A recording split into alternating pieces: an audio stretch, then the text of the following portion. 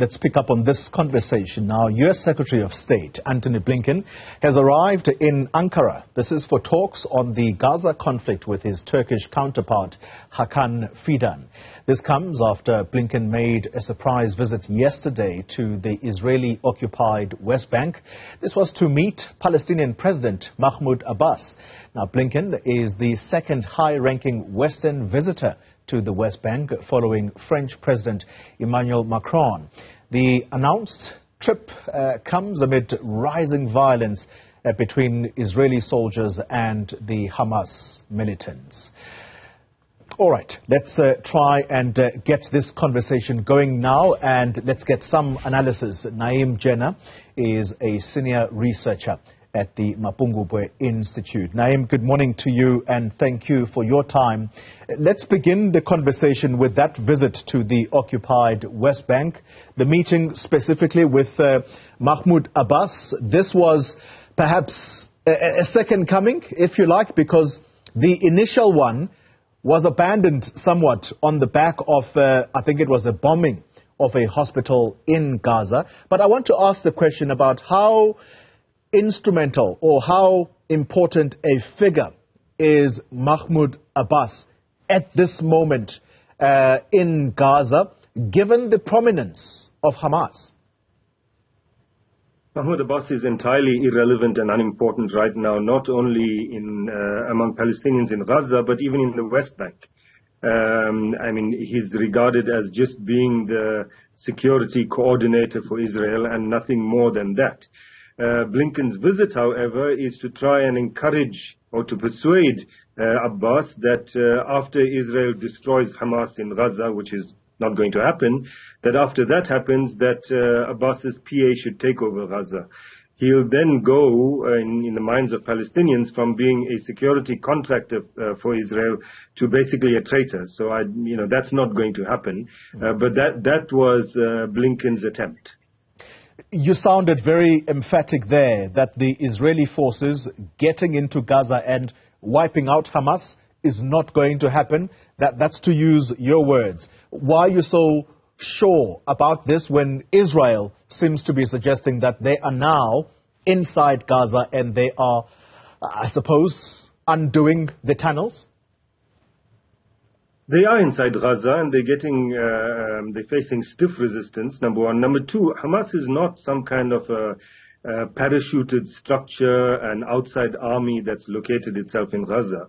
Hamas and the resistance more generally, because it includes a number of organizations, the Islamic Jihad's armed wing, the Popular Front's armed wing, etc., these are embedded in society. They are, the people are part of these organizations.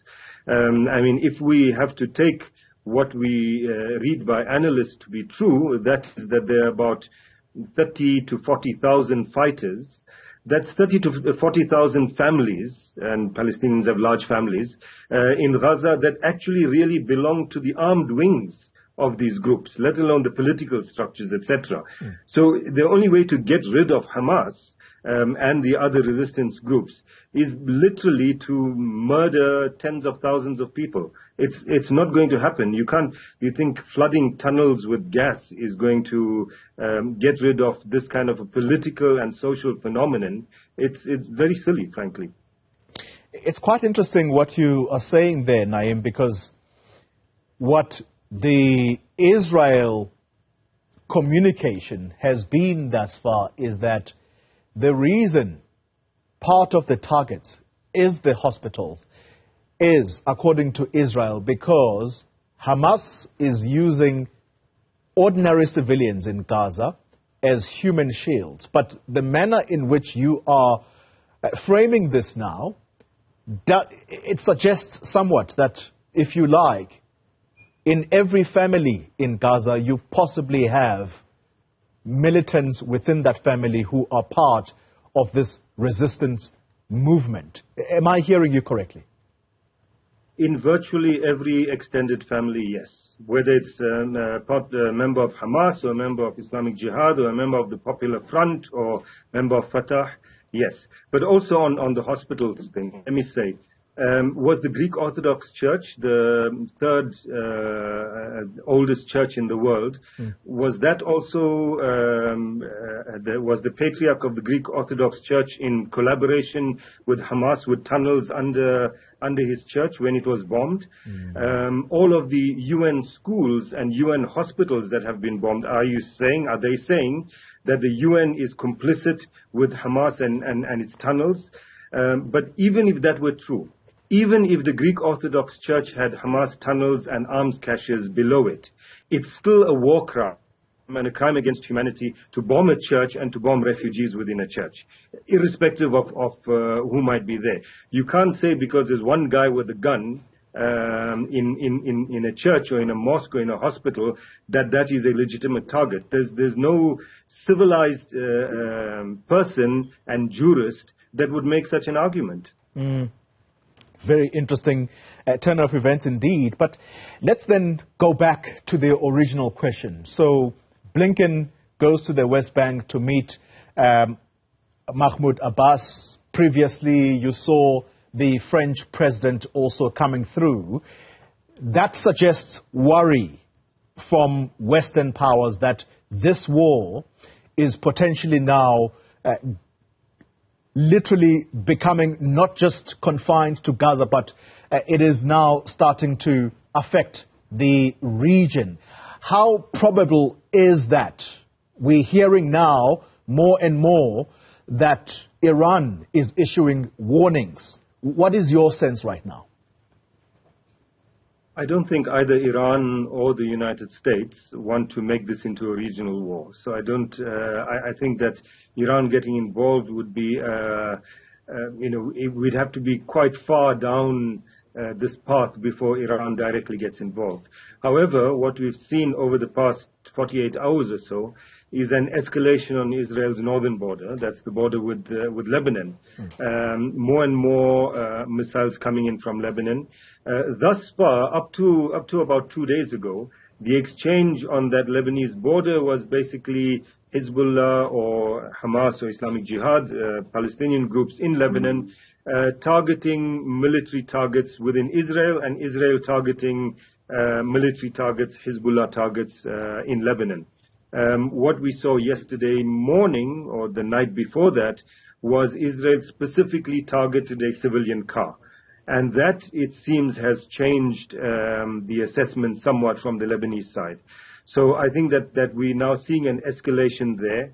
It's quite possible that escalation could lead to something greater on that border, although I'm not sure that even the Lebanese, even Hezbollah, is willing to go full out into a war with Israel right now.